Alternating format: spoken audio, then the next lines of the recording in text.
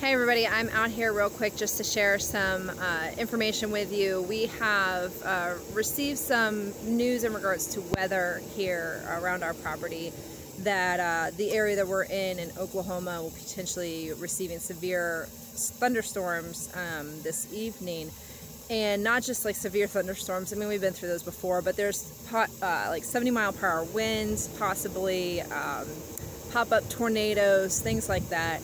And quite frankly, this is something that, you know, we've been through this kind of stuff in Florida with tornadoes. We've had hurricanes in Florida and everything else. So this kind of weather is not new or frightening or anything like that to us.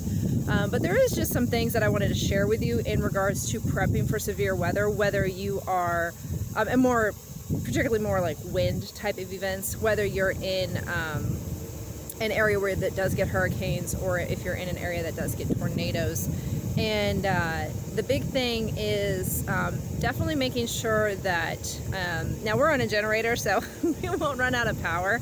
But if you are on the grid, that you do have some sort of power source like a generator to help run things that you may need, because a lot of times, especially when we're living in Florida, if there was a hurricane, we didn't know how long we'd be without power. So you definitely want to make sure you have a generator, make sure you're stocked up on your water. Again, we're on generator power and we are off grid with our water sources. So again, not something that we really have to worry about as much as if we were on the grid and had like, say, like city water where we didn't have a well. So we are obviously stocked up on all that stuff anyways, but especially with wind, things can become projectiles. So you want to make sure that you have anything, and you can hear the wind.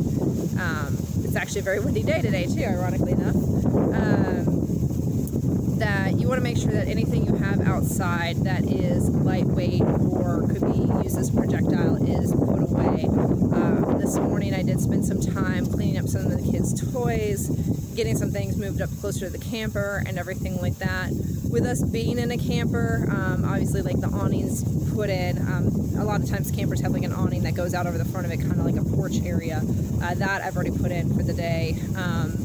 Anything we have outside that we don't necessarily want to get super wet, like our muck boots and things like that, we'll probably bring in the house once it gets a little closer to that time for the weather.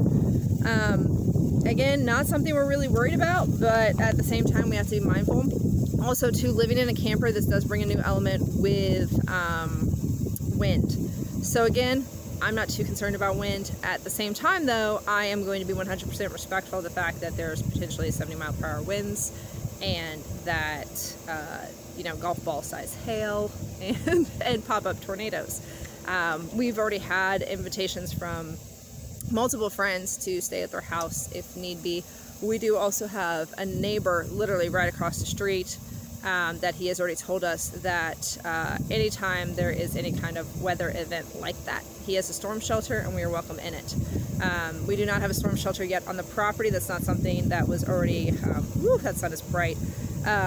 Not something that was already in place on our property, so that's something we do eventually have to build, but we do have a storm shelter right across the street that we can be in if need be, or there's also, you know, schools in the area that become storm shelters, but with pop-up tornadoes you don't really have the time to get somewhere necessarily, so we do have that right across the street, or if we choose to, depending on what the weather looks like later on today, we do have the option to actually just spend the night at a friend's house.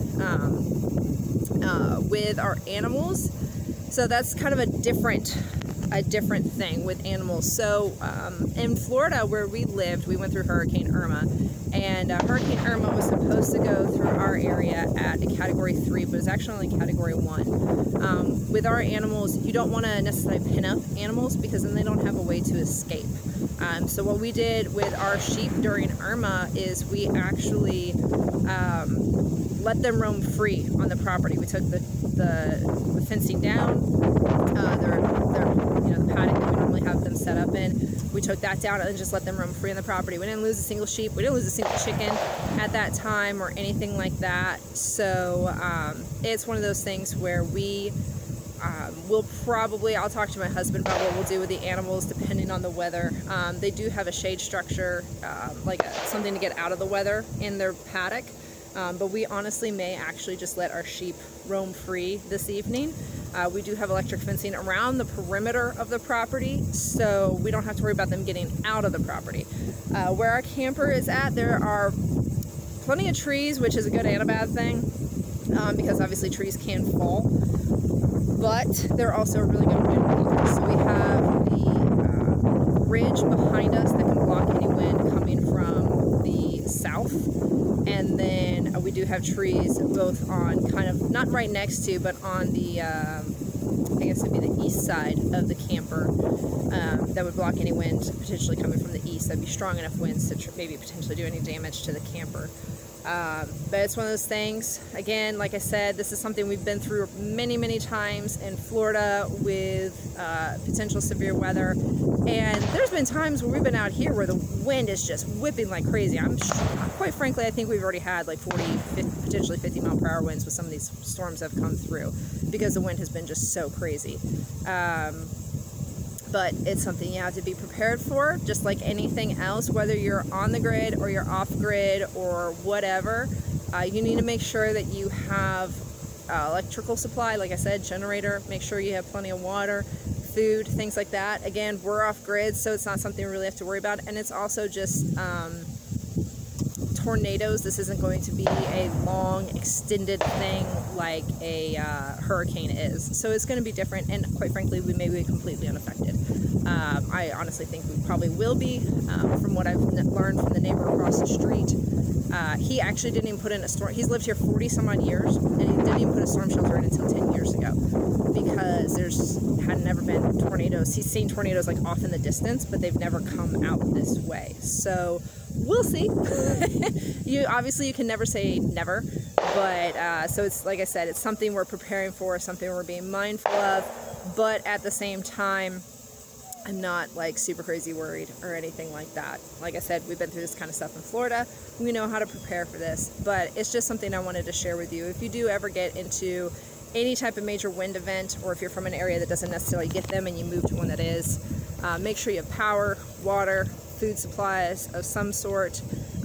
Know an evacuation plan if you need to have one.